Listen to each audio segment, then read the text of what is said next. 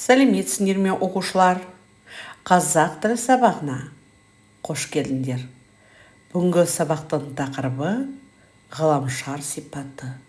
Мақсаты ғаламшарларды бір-бірінен ажыратып үйрену, қазақ тілінде қосымшаларды қайталау. Сегодня научитесь отличать планеты друг от друга, а также повторите падежные окончания. Бүгінгі сабақтың жаңа сөздермен таныс болайық.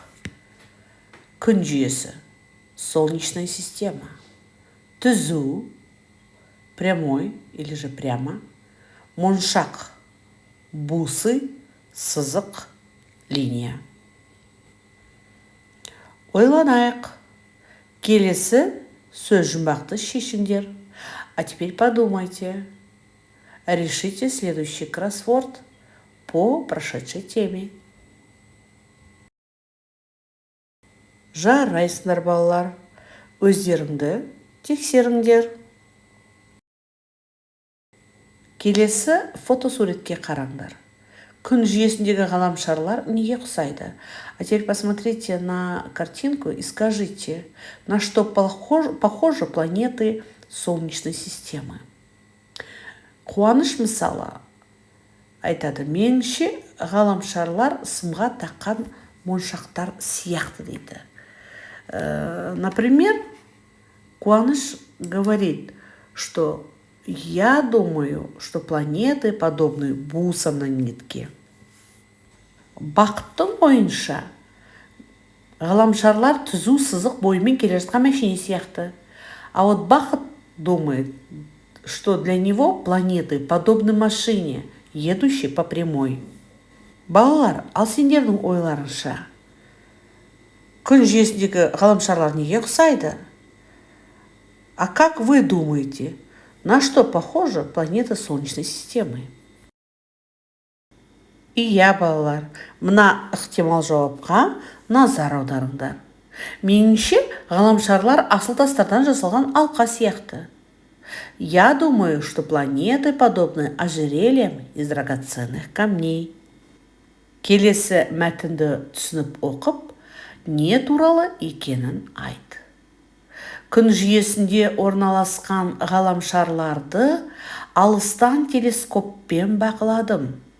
Міне қызық, күннің айналасында ғаламшарлар түзу сызық бойымен күнді айналады.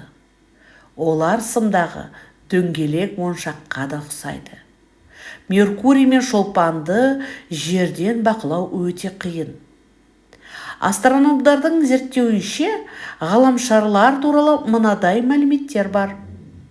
Қоңырқайдың шамамен 60 серігі бар. Ол ең күрделі сақиналары бар ғаламшар.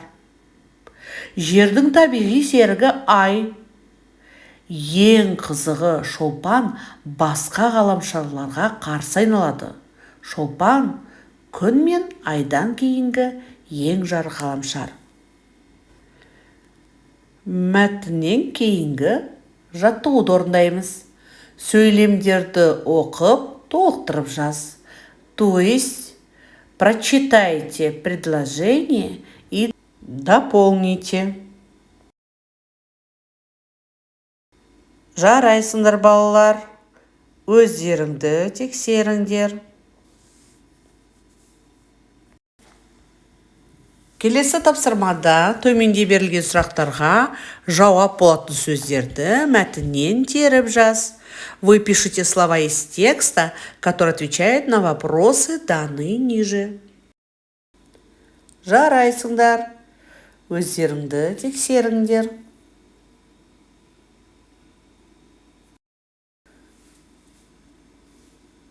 Алдындағы тапсырмаға берілген сөздерге қосымша жалғап жаз.